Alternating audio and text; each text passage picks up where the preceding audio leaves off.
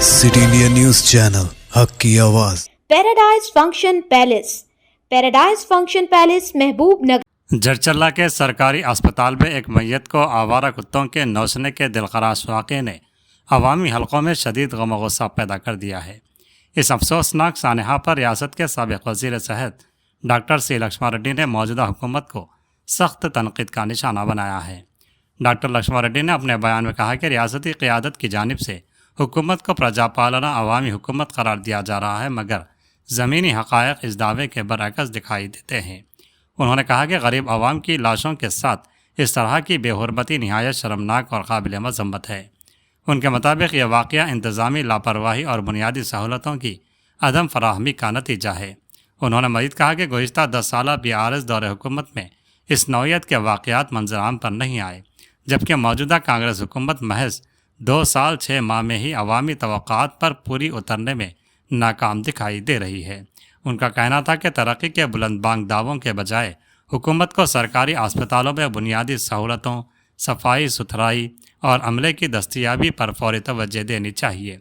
साबिक़ वज़ीर सेहत ने मुतालबा किया कि ज़िले के इंचार्ज वज़ीर और मकामी रुकन असम्बली अखलाक़ी ज़िम्मेदारी कबूल करते हुए अपने अहदों से इस्तीफ़ा दें। साथ ही ज़िम्मेदार अफसरान के ख़िलाफ़ सख्त तादीबी कार्रवाई की जाए और अस्पताल में फौरी तौर पर मतलूबा अमला तैनात किया जाए ताकि आइंदा ऐसे अफसोसनाक वाक़यात की रोकथाम मुमकिन हो सके। दूसरी जानिब इस वाक़े पर महकमा सेहत ने कार्रवाई करते हुए 4 अफराद को मुअत्तल कर दिया है। हुकाम के मुताबिक इब्तदाई तहक़ीक़ात के बाद ज़िम्मेदारों के ख़िलाफ़ मज़ीद सख्त इक़दामात भी किए जा सकते हैं। शहरी हलकों ने मुतालबा किया है कि जरचल्ले को मिसाली शहर बनाने के दावों को अमली जामा पहनाने के लिए सरकारी इदारों में बुनियादी सहूलतों की फराहमी यकीनी बनाई जाए ताकि अवाम का एतमाद बहाल हो और इंसानी वक़ार का तहफ़्फ़ुज़ मुमकिन हो सके। నిన్న జడ్చర్ల ప్రభుత్వ హాస్పిటల్లో జరిగిన సంఘటన దారుణం, ఘోరాతి ఘోరం. ఇంతవరకు చరిత్రలో ఎప్పుడు కూడా ఇటువంటి సంఘటన చూడలేదు మనం. ఒక వ్యక్తి చనిపోతే ఆ బాడీని ప్రభుత్వం మార్చిలో పెడితే కంప్లీట్గా 2 చేతులు కుక్క పిక్కొని తిన్నది. ఇంకా దారుణం ఏంటంటే అక్కడ ఫ్రీజర్ లేవు, స్ట్రెచ్చర్ మీద పెట్టలే బాడీని, కింద ఫ్లోర్ పైన వేసిండ్రు, కుక్కలన్నీ పీక్క తినడం జరిగింది.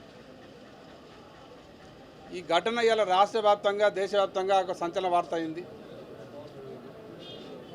ఈ సంఘటనకు పూర్తి బాధ్యత ప్రభుత్వాందే. ప్రభుత్వ నిర్లక్ష్యానికి, పేదల పట్ల ప్రభుత్వానికి ఉన్న నిర్లక్ష్యానికి ఇది నిదర్శనం. ఈ ప్రభుత్వం వచ్చిన తర్వాత రాష్ట్రమంతటా ప్రభుత్వ హాస్పిటల్ను పూర్తిగా నిర్లక్ష్యం చేయడం జరిగింది.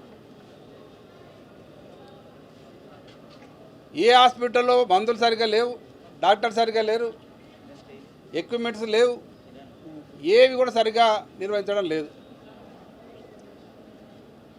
గత ప్రభుత్వంలో, మా ప్రభుత్వంలో 9.5 సంవత్సరాల్లో బ్రహ్మాండంగా ప్రభుత్వ హాస్పిటల్ని ఇంప్రూవ్ చేసి అన్ని రకాల అభివృద్ధి చేసి బీద ప్రజలకు మంచి వైద్య సేవలు అందించడం జరిగింది. గతంలో జిల్లా ఆసుపత్రిలో కూడా ఐసీయూ లేని పరిస్థితి నుంచి అన్ని హాస్పిటల్లో ఐసీయూలు, మోడర్న్ ఎక్విప్మెంట్స్, అన్ని రకాల ఫెసిలిటీస్ కల్పించడం జరిగింది. ప్రభుత్వ హాస్పిటల్లో బీద ప్రజల యొక్క పేషెంట్స్ సంఖ్య పెరిగింది బ్రహ్మాండంగా. డెలివరీలు పెరిగినాయి, ఉచిత డెలివరీ పెరిగినాయి. మరి అవన్నీ మొత్తం ఏదైతే ఈ ప్రభుత్వం గతంలో పాత రోజులు తెస్తాం అనేది మాట్లాడినరో కాంగ్రెస్ నాయకులు, పాత రోజులు వచ్చినాయి, పాత రోజులు తెచ్చిండ్రు. ఇంతకంటే దురదృష్టం వేరే ఏముండదు. బీదలకు సంబంధించిన ఈ వైద్యశాలలను ఇంత నిర్లక్ష్యంగా, ఇంత భయంకరంగా వదిలిపెట్టడం అనేది వాళ్ళ చేతగానితనానికి, వాళ్ళ నిర్లక్ష్యానికి ఇది నిదర్శనం. ఇప్పుడు లోపల కమిషనర్ గారితో మాట్లాడితే, మీడియాకు మాట్లాడితే కమిషనర్ చెప్తా ఉన్నారు ఇక్కడ ఉన్న అధికారుల మీద చర్యలు తీసుకుంటామని. పాప అధికారులు ఏం చేసిండ్రు? వాళ్ళకి కొంత నిర్లక్ష్యం ఉండొచ్చని కాదనట్లేదు. ప్రభుత్వం అన్ని ఫెసిలిటీస్ కల్పించి అధికారులు వాడుకోకుంటే అధికారులు తప్పందమ్మ. ఎక్కడికక్కడనే వదిలిపెట్టి మీరు ఈ బిల్డింగ్ ఏదో మార్చురీ ఉందో ఈ హాస్పిటల్ 2023లో కంప్లీట్ అయింది. మార్చిని కొంచెం లేట్గా స్టార్ట్ అయింది, అది కూడా 24లో కంప్లీట్ అయింది. 24 జూన్లోనే ఇంజనీరింగ్ డిపార్ట్మెంట్ వాళ్ళు బిల్డింగ్ కంప్లీట్ అయింది, హ్యాండ్ ఓవర్ చేసుకోండి అని హెల్త్ డిపార్ట్మెంట్ లెటర్ రాశారు. ఇప్పుడు 2024 జూన్లో సంవత్సరం తాత్సారం చేసి మొన్న సెప్టెంబర్లో 25 సెప్టెంబర్లో వీళ్ళు హ్యాండ్ ఓవర్ చేసుకున్నట్టు లెటర్ ఇచ్చారు. అంటే ఇది కూడా 6 నెలలు అయింది. అంటే మార్చురీ కంప్లీట్ అయ్యి 1.5 year అయింది, వీళ్ళు హ్యాండ్ ఓవర్ చేసుకొని 6 months అయింది. మరి 1.5 year ముందే అది కంప్లీట్ అయినప్పుడు ప్రభుత్వం చర్యలు చేపట్టి, నాయకులు చర్యలు చేపట్టి ఆ మార్చుని స్టార్ట్ చేసి ఉంటే ఈరోజు దుస్థితి వచ్చేది కాదు. మీ పనితనానికి, మీ నిర్లక్ష్యానికి గురైన ఈ పరిస్థితిని ఇప్పుడు అధికారుల మీద దొబ్బి చేతులు చూపుకోవడం, ఏదో సస్పెండ్ చేసినాం అయిపోయింది మా బాధ్యత లేదనేది కరెక్ట్ కాదు. ఇది పూర్తి బాధ్యత ప్రభుత్వాన్ని, హెల్త్ డిపార్ట్మెంట్ది, నాయకులది, అధికారులది. మరి ఎవరు ఆపింది దీన్ని? ఎందుకు దాన్ని మార్చలేదు? ఇప్పుడు కమిషనర్ గారు చెప్పారు మీ ముందర ఫ్రీజర్లు ఉన్నాయని. మరి కొత్త బిల్లులో ఫ్రీజర్లు ఉంటే ఎందుకు మార్చుకోలేదు? మరి పాత దాంట్లో ఫ్రీజర్లు ఎక్కడ పోయినాయి?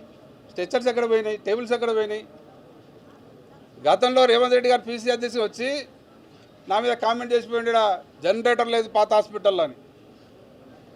మరి జనరేటర్ ఉన్నది అప్పుడు మా వాళ్ళు వెంబడే చెప్పారు, జనరేటర్ చూపించి ఫోటోలు తిప్పి చెప్పారు జనరేటర్ ఉంది అని. జనరేటర్ ఉండే, ఫ్రీజర్లు ఉండే, టేబుల్స్ ఉండే, అన్నీ ఉండే. మరి ఈ ప్రభుత్వం వచ్చాక అన్నీ మాయమైనాయి. మరి పాత హాస్పిటల్లో ఉన్న ఫ్రీజర్లు ఎక్కడ పోయినాయి? దాని మెయింటెనెన్స్ ఎందుకు చేయలేదు? ఆ ఫ్రీజర్లో బాడీని ఎందుకు పెట్టలేదు? స్ట్రెచ్చర్ మీద ఎందుకు పెట్టలేదు? కింద ఎందుకు పడేసిండ్రు? అంటే మీకు బీదలు అంటే ఇంత నిర్లక్ష్యమా? ఆ చనిపోయిన అతను ఒక బీద దళిత సోదరుడు. ఈరోజు అతనికి వీళ్ళు ఇచ్చిన సన్మానం ఇది.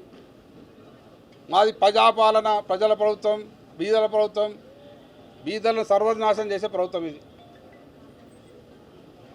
ఇది నాయకుల మీద చర్యలు తీసుకోవాలి, ఇది అధికారుల మీద కాదు.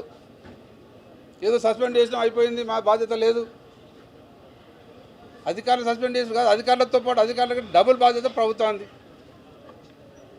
మరి ప్రభుత్వం ఎవరి చర్యలు తీసుకోవాలి? నిర్లక్ష్యం చేసి నాయకులు ఎవరి చర్యలు తీసుకోవాలి? ఇది ప్రజలు గమనించాలి, అర్థం చేసుకోవాలి. ఈ దుస్థితి ఎందుకు వస్తుంది? ఈ దౌర్భాగ్యం ఎందుకు వస్తుంది? మాటలు ఎక్కువ, చేతలు తక్కువ. తర్వాత ఇక్కడ క్రిటికల్ కేర్ సెంటర్ ఇది. నేను స్టార్టింగ్గా కట్టేటప్పుడే చెప్పిన, ఇక్కడ కడితే చాలా ఇబ్బంది అవుతుంది. ముందే ఇక్కడ స్థలం తక్కువ ఉంది, పక్కన ప్రభుత్వ స్థలం ఉంది, అదన్నా తీసుకోవచ్చు, లేక ఇంకెక్కడైనా స్థలం చూస్తే కట్టాలి. అక్కడ పక్కన మెటర్నిటీ వార్డు ఉంది, డెలివరీకి అంతా అటు నుంచి వస్తారు. అక్కడ మొత్తం టైట్ అయిపోయింది. క్రిటికల్ కేర్ సెంటర్ అక్కడ పెట్టిండ్రు, పార్కింగ్ ప్రాబ్లం అవుతుంది. పక్కనే మార్చురీ, దీనిపైన ఇంకో ఫ్లోర్ వేస్తారంట. మరి స్థలాలు మస్తుగా ఉన్నాయనే నాయకులు మరి స్థలాలు చూపించి స్థలాలు కడితే బాగాది. ఇప్పుడు అనవసరంగా ఇరకటంలో క్రిటికల్ కేర్ సెంటర్ కట్టిండ్రు. నేను ఆ రోజు స్టార్టింగ్ ఫుటింగ్ అప్పుడే చెప్పినా ఇక్కడ ఇబ్బంది అవుతుంది, టైట్ అవుతుంది. మరి అప్పుడు మీడియం రాసినట్టు రాసింది, కానీ తర్వాత మరి మీరు కూడా ఇక్కడ చూసినట్టు లేదు. అది అంతకే పిండి కాదు, లేచిపోయింది. ఇప్పుడు ఎంత ఇబ్బంది అవుతుంది పేషెంట్లకి? దీనికి ఎవరు బాధ్యులు? మొత్తం రాష్ట్రం అంతటా ఒక భయానకమైన వాతావరణం నడుస్తూ ఉన్నది. కేవలం అడ్మినిస్ట్రేషన్ వీళ్ళు ప్రజల కొరకు చేయట్లేదు, వాళ్ళ కొరకు వాళ్ళు అడ్మినిస్ట్రేషన్ చేసుకుంటారు తప్ప బీద ప్రజలకు ప్రజాపాలనని ప్రజలు తొక్కిపెట్టడం జరుగుతుంది. ప్రజలు నాశనం చేస్తున్నారు. ఇంతకంటే నిదర్శనం ఏం కావాలి? ఇంతకంటే దుర్మార్గం ఏం కావాలి? ఇంతకుముందు ఎవరు విలేకరు మాట్లాడినారు, ముఖ్యమంత్రి గారి జిల్లా, హెల్త్ మినిస్టర్ గారు ఇన్ఛార్జ్ ఉన్న జిల్లా. దీంట్లో ఇది 100 పడకల ఆసుపత్రి, 30 పడకలు 100 పడకలు శాంక్షన్ అయింది. స్టాఫ్కి లెటర్ అప్పుడే రాసినాం. 100 రోజుల స్టాఫ్ని తెస్తాను మాట్లాడిన నాయకులు. మరి 100 రోజుల స్టాఫ్ లేదు ఇప్పటి వరకు.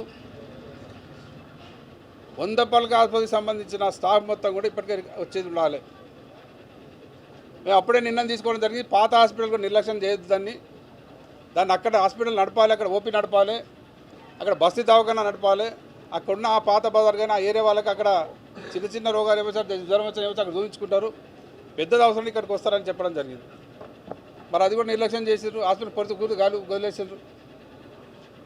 మరి ఇప్పటికైనా నేను డిమాండ్ చేస్తా ఉన్నాను డిపార్ట్మెంట్ని, ప్రభుత్వాన్ని, ఈ 100 పడకల హాస్పిటల్కి ఎంబడే 100 పడకల హాస్పిటల్ సంబంధించిన స్టాఫ్ శాంక్షన్ కావాలి. 100 రోజులు అన్నారు, ఇప్పుడు 800 రోజులు అయింది. ఇక చూస్తున్న సగం పీరియడ్ అయింది, ఒక సంవత్సరాలతో సగం అయితే అయిపోతుంది.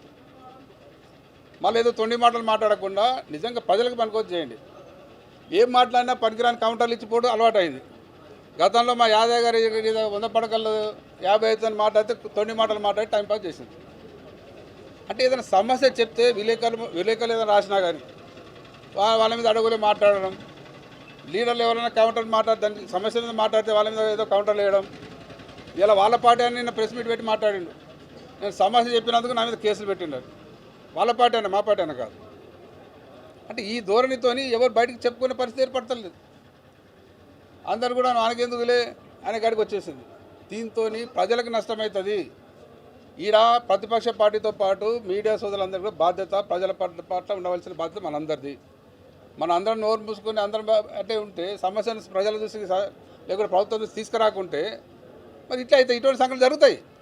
నిజానికి ఇది మనం ఎప్పటికప్పుడు దాన్ని గమనించి ఎందుకు ఆడ ఇట్లా జరుగుతుందని మనం గట్టిగా ఇంతకుముందు మాట్లాడంటే జరిగేది కాదు.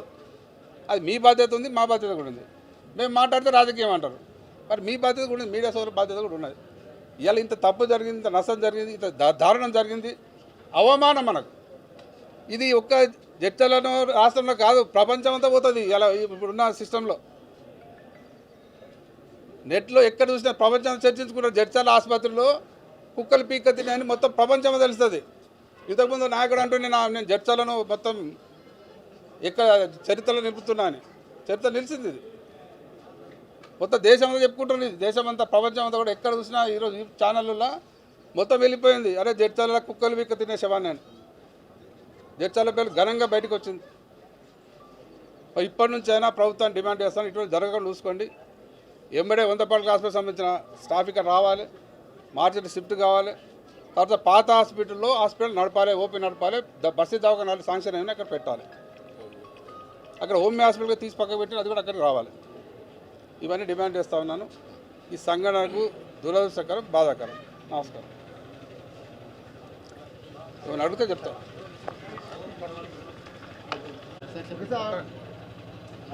మీరు అడిగిన దానికి సమాధానం ఏంటంటే గతంలో నైతిక బాధ్యత వచ్చి ఇటువంటి సంఘటన జరిగినప్పుడు రాజకీయ నాయకులే రాజీనామాలు చేసేది. మరి నిజానికి ఈ సంఘటనకు ఎవరు రాజీనామా చేయాలనేది నాయకుల డిమాండ్ నిర్ణయం చేసుకోవాలి. మరి అధికారుల మీద చర్యలు చేపట్టి చేతులు కాదు, అధికారుల దీంట్లో 10% బాధ్యత, 90% ప్రభుత్వం బాధ్యత. మరి ప్రభుత్వంలో ఉండే మంత్రులు, నాయకులు వాళ్ళు రాజీనామా చేస్తే బాగుంటుంది. దీంట్లో అధికారులను బలి చేయొద్దని నేను కోరుతా ఉన్నాను.